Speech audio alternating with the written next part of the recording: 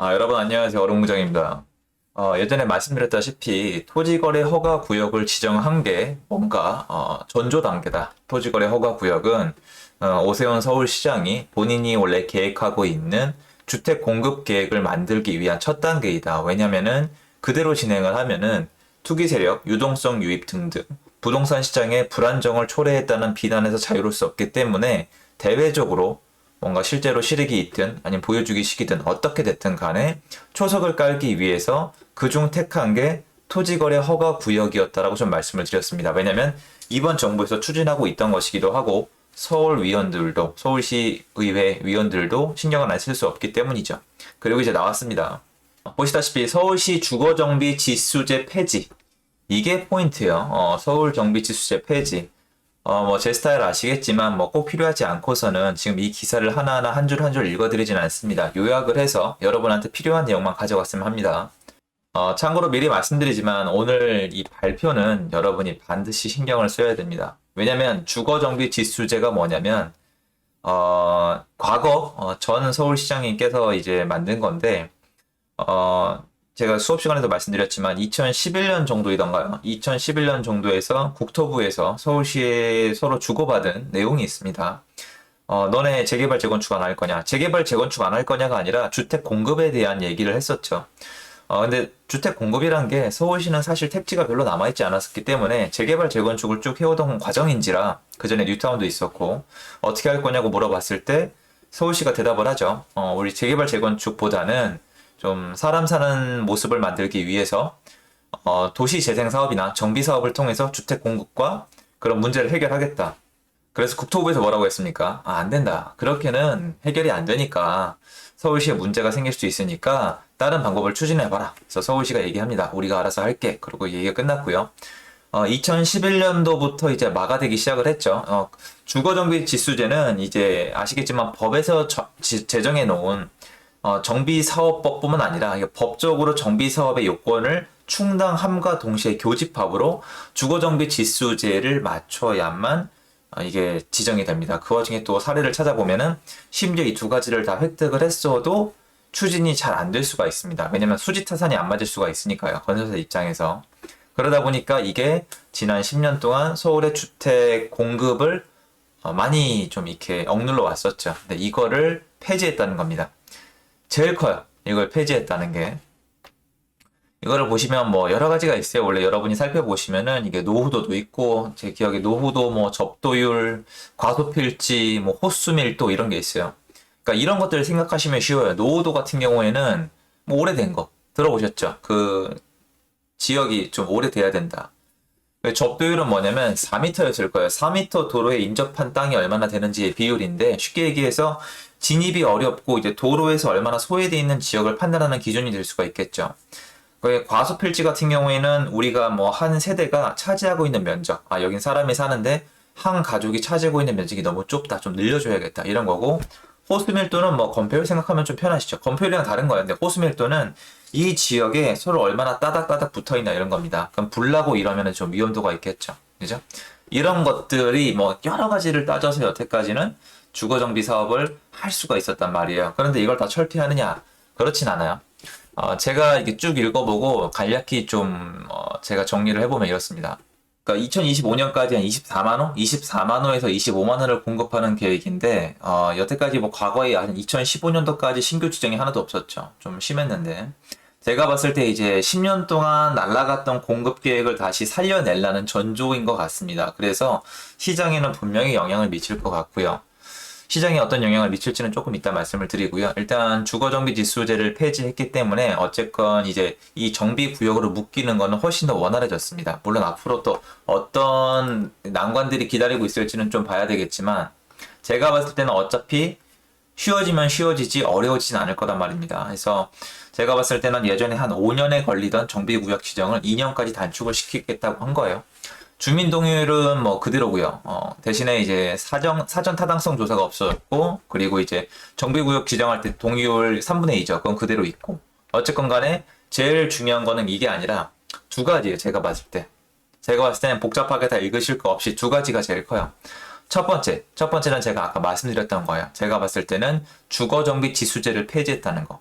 그죠? 그러니까 훨씬 더 편하게 통과해서 이 지역으로 묶일 수 있다는 거. 두 번째 뭐냐면은 재추진 지역이에요.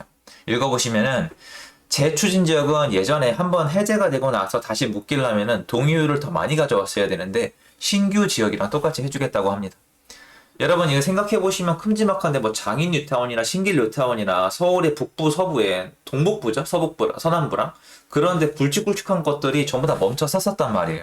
근데 이게 다시 갈 가능성이 훨씬 더 높아진 거죠. 그래서 올해 10월 달까지 도시 및 주거 환경 정비 기본 계획 만들어 온다고 했으니까 아마 좀 지켜봐야 되겠죠. 근데 문제는 이겁니다. 문제는 뭐냐면 예전에 뉴타운 투자 열풍이 불었을 때가 있습니다. 2008년도까지. 그때도 이제 많은 분들이 흥망성쇠를 겪었죠. 잘된 분도 계시고 망한 분도 계셨는데 지금 이대로 만약에 간다면은 또다시 빌라 열풍이 불 수밖에 없어요. 저 빌라 띄우기 하는 거 아닙니다. 절대 아니고 앞으로 나타날 수밖에 없는 현상을 말씀드리는 거예요. 왜냐면 정비 계획이라 하면 지금의 서울에 사는 분들의 80%가 아파트를 원한단 말이에요. 아파트, 새 아파트로 변할 수 있는 어떤 권리가 만들어지는 건데 지금 생각해보면은 생각을 해보세요. 한남 뉴타운이나 아니면 성수전략 정비구역 같은 데 가시면은 이미 프리미엄이 말도 못하게 붙어 있잖아요. 그리고 뭐 수색증산을 가도 마찬가지고 상해 뉴타운을 가도 마찬가지고 지금 서울에 남아있는 정비구역 같은 데 가시면은 프리미엄이 어마어마합니다. 이에 비하면 지금까지 사업이 못 가고 있던 가능성이 있는 지역은 프리미엄으로 따지면 엄청나게 저렴한 거죠. 이런 지역들 중에서 가능성이 있는 곳들은 사람들이 몰려갈 수밖에 없습니다. 그죠? 그래서 아시겠지만 토지거래 허가구역을 먼저 묻고 시작한 것처럼 조합원 권리를 취득하기 위해서 상당히 엄격한 잣대가 신속하게 추진될 가능성이 높아요. 그래서 아마 빠르게 움직일 겁니다, 사람들이. 근데 이렇게 빠르게 급하게 움직이다 보면 사람들이 몰리죠. 몰리면 또 부작용이 나타날 수가 있습니다. 그래서 여러분이 만약에 이런 곳에 나는 여기 한번 사놓고 시간이 걸리더라도 나중에 새 아파트를 받고 싶다. 나는 여기 원주민인데 나가기 싫고 여기서 아파트를 받고 싶다고 하면은 가능하면 빨리 움직이시는 게 좋다고 저는 생각을 해요. 지역 얘기 일부러 안 하겠습니다. 제가 부추기게 되는 거니까. 하지만 제가 부추기든 부추기지 않던 여러분이 만약에 지금 빌라에 관심이 있으시다면은 앞으로 짧은 단시간 내에 상당한 움직임을 감지할 수 있으실 겁니다. 그런데 조합원이나 나중에 아파트를 받을 수 있는 권리에 대해서 분명히 규제가 들어갈 겁니다. 그리고 그 규제는 제가 봤을 때 신속하게 들어갈 겁니다. 제가 어떻게 이런 유추가 가능할까요? 이거는 과거 오세훈 서울시장의 업무 스타일을 보면 알 수 있습니다. 뭔가 단계적으로 조용히 추진해 나가는 이 점도 마찬가지고 한번 계획을 세우면 어떻게든 그 단계별로 밀어붙이는 스타일도 마찬가지고 그리고 이런 규제 같은 것도 상당히 신속하게 하는 편입니다. 토지거래 허가구역도 이제 확실하게 그때 갑자기 했잖아요. 그죠? 갑자기 했고 이 발표도 약간은 사실 급작스럽게 발표한 면이 없지 않아 있거든요. 근데 뭐 본인이 발표하실 때 뭐 서울시 의원들이랑은 어느 정도 조율이 됐다고 말씀을 하셨으니까 좀 진행이 되지 않을까라는 생각이 듭니다. 그래서 제가 봤을 때는 이미 시중에 있는 분들은 다 알아요. 어떤 지역이 약간 이 정비구역이 될 수 있는 가능성을 갖추고 있다는 것들을 요새는 워낙 컨텐츠가 많아서 전문가분들이 분석해 놓은 것도 많고 그리고 무엇보다 예전에 해제돼 있던 노후 구역들이 있습니다. 제가 아까 두 군데도 말씀을 드렸지만 그런 곳들도 예전에 비해서는 추진하기가 훨씬 더 쉬워졌다고 봐도 무방하겠죠.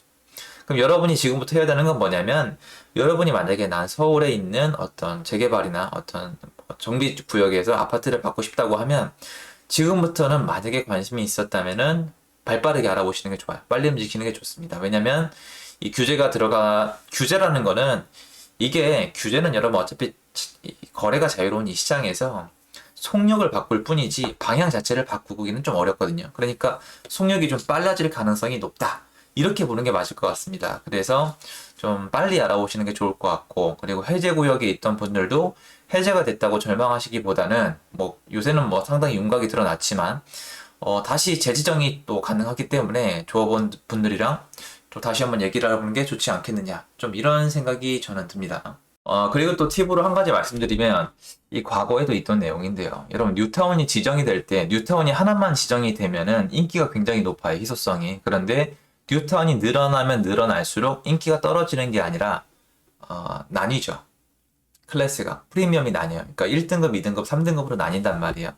지금은 서울의 정비구역이 굉장히 많지 않기 때문에 희소성만으로도 굉장히 인기가 많은 곳들이 많아요. 그런데 여러분 만약에 지금 서울에 있는 정비구역 중에서 이제 앞으로 이 정책 덕분에 새로 나올 지역들이 기존에 있는 구역보다 더 위치가 좋다. 그런데 지금 프리미엄은 더 쌀 거 아닙니까? 그럼 어떻게 될까요?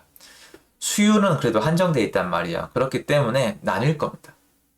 수요가 몰리는 곳으로 몰리고 기존에 약간 인기가 원래 많지 않을 지역인데 이렇게 표현하면 좀 뭐하네요. 이렇게 가치가 생각보다 높지 않은데 희소성 때문에 프리미엄이 들어갔던 지역들은 약간 어느 정도 그 폭을 조정할 수도 있다고 저는 생각을 하거든요. 막 떨어진다는 뜻은 아니고요. 그래서 제가 봤을 때 내가 지금 정비구역을 유심히 보고 있는 분이 있다면 여기가 지금 입지에 비해서 희소성만으로 프리미엄을 가지고 있다면 그 부분에 대해서는 다시 한번 생각을 해보는 게 좋지 않을까라는 생각이 들어요. 왜냐면 어차피 정비구역은 제가 봤을 때 늘어날 것 같아요.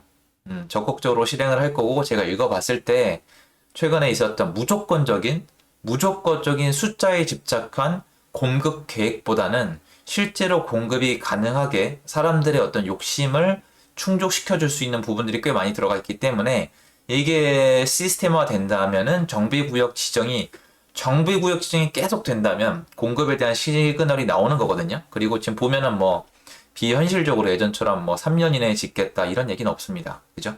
보면은 뭐 몇 년 이내에 지정을 하고 공급하고 이렇게 하는데 시간이 걸린다는 부분도 인정하고 있기 때문에 일단은 실질적으로 진행이 가능한 지정에 집중을 할 거기 때문에 우리도 그런 부분을 지켜봐야 되지 않을까라는 생각이 듭니다. 제가 봤을 때 일단은 이 정도 지켜보면 될 것 같고 이번 발표 한 번에 너무 이렇게 막 난리를 치기보다 일단은 당연히 이제 여기에 관심 있는 분들은 좀 빨리 알아봐야 되겠죠? 왜냐면은 이게 분명히 규제가 들어갈 거기 때문에 그게 아닌 분들이라면은 이게 실제로 어떻게 진행이 되는지 조금 더 지켜봐야 되지 않을까 싶어요. 왜냐면은 이게 오세훈 서울시장이 혼자 진행을 하더라도 주변에 어느 정도의 동의와 어떤 어시스턴트가 없으면 약간 어려운 부분도 있기 때문에 그런 부분들은 조금 더 지켜보는 게 좋겠다. 하지만 실제로 좀 아이러니하게도 규제가 들어갈 가능성이 높기 때문에 실제로 여기에 경제 활동을 하실 분들은 마냥 기다리고 있을 수만은 없겠다. 이런 말씀을 드리고 싶습니다. 도움됐으면 좋겠고요. 저는 이게 공급 계획이기 때문에 앞으로도 적극적으로 지켜보고 모니터링 해볼 계획입니다. 감사드리고요. 오늘은 여기서 영상 마치겠습니다. 도움됐으면 구독하기, 좋아요, 알림 설정 부탁드리겠습니다. 감사합니다.